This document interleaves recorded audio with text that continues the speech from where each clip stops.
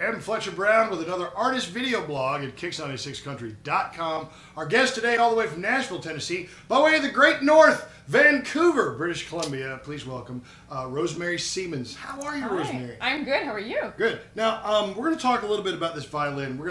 The violin is honestly as interesting as our guest in and of itself, but we're going to get to that.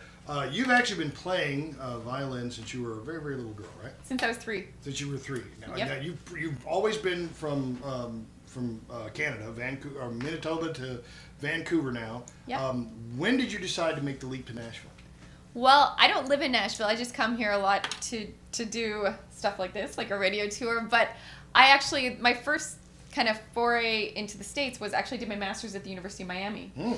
And then I went back to Vancouver after that. But this country album just came about last year, a year ago. So that's when I started to come into Nashville more often. Okay, so have you always been interested in like country fiddle, or surely you know classical? You're classically trained. I do know classical, but actually it is in my blood because my dad's a farmer. Oh, okay. And I grew up with gospel music and hymns and stuff like that, so it was always in my blood, and that's how I learned to improvise on the violin, from playing hymns actually. Mm-hmm. So I just grew up in the church and had a love for country music and all that, but it was actually my boyfriend's idea to do this album. Oh, really? Yeah. Okay. It was about a year and a half ago, and we were after church one Sunday, went for sushi, and I had done this YouTube video that was me playing in a wheat field, and I was playing in the sweet by and by, and people just started sharing it.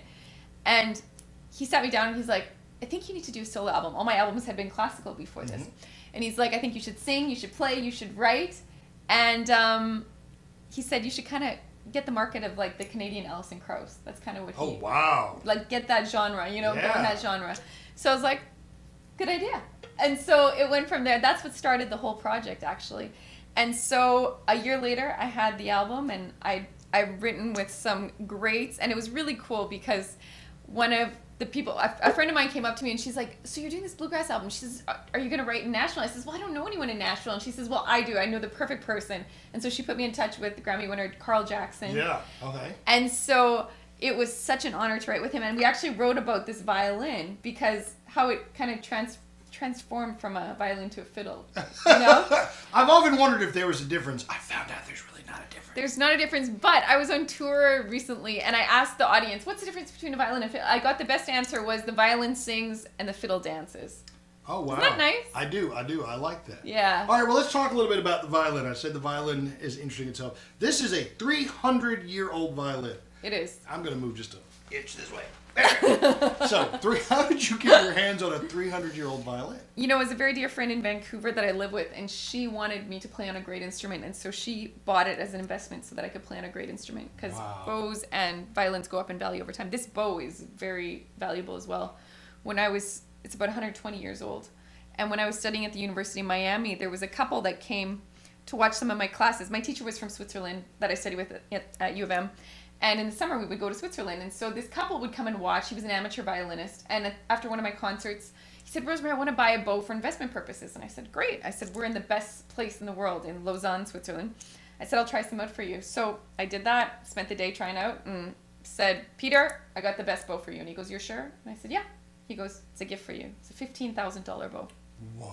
And he just said, he said, someone helped me through medical school, and I wanted to return the favor. That costs more than my car. That's not even, I'm not even making that up. That's not hyperbole. That costs more than my car. And they go up, so it's about, I just got appraised at about $25,000. So isn't that crazy? I know. I'm just gonna move.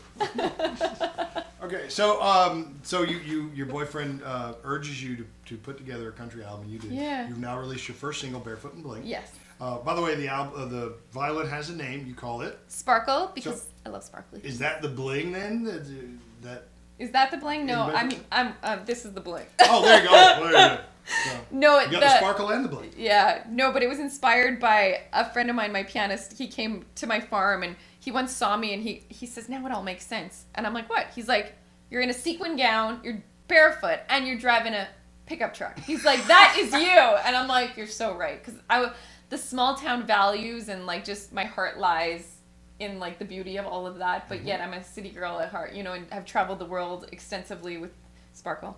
And so it's just the dichotomy. It's kind of my life story in a song, essentially. Speaking of, you mentioned like traveling. You say you travel the world. You actually have the distinction of having played, was it the Sistine Chapel? Sistine Chapel at the Vatican. And now that's significant. Why? It's significant because I was the first solo instrumentalist to ever be allowed to play there, because they don't allow that. It's just voice. And so I had the honor of being the first one since 1483, I believe it was. And that was the biggest honor. And it was funny because last year, all of a sudden I was reading the Blaze out of New York, and I was like, it said, The Edge, the first solo instrumentalist to play the Sistine Chapel. And I'm like, no.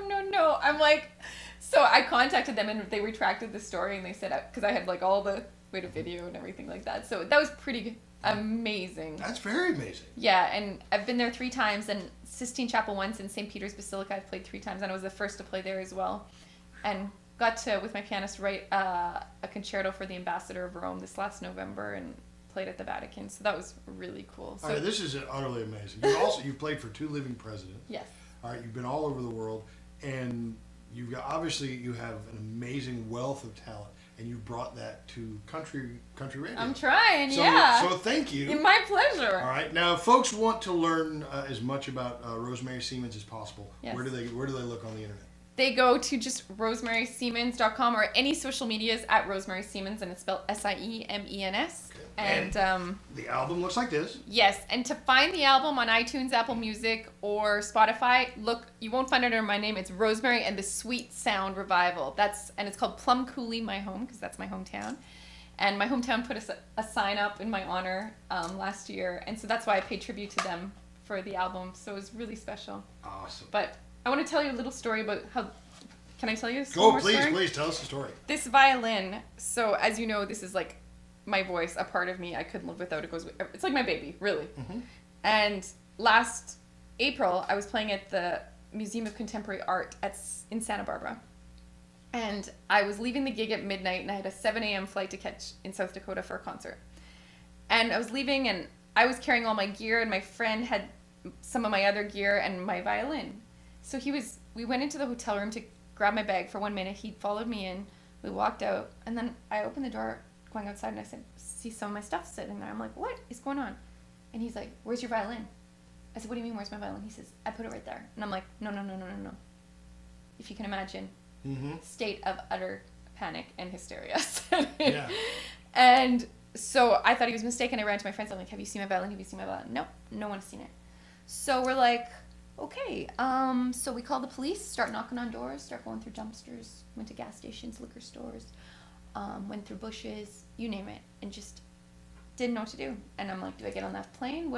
How can you leave? It's like leaving a child or something. That's what I felt like. It was just so devastating.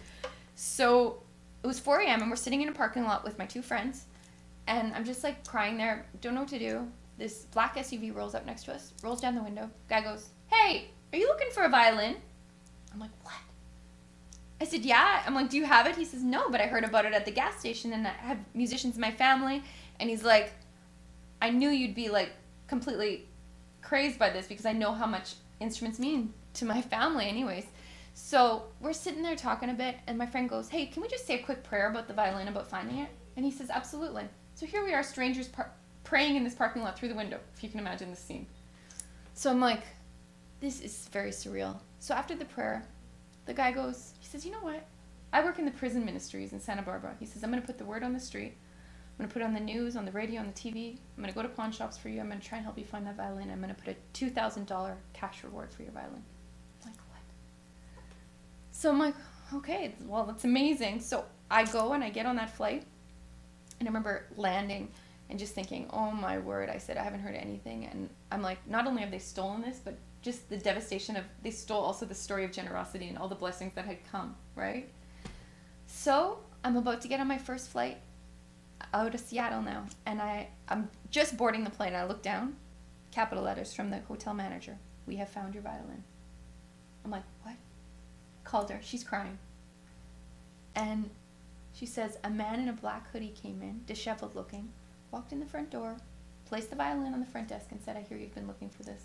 Walks out the front door. Now, if that's not a miracle, so sparkle is a sparkle and a miracle, and so is this book. Wow.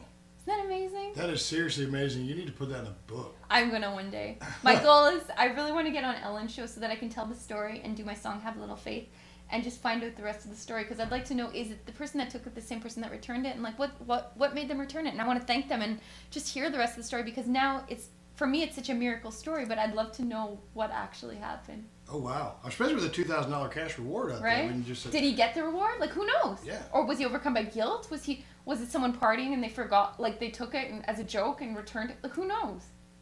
That's amazing. Maybe that person is actually watching. Will be watching this video. Please contact me if you are. I will just hug you and I will say thank you for returning it.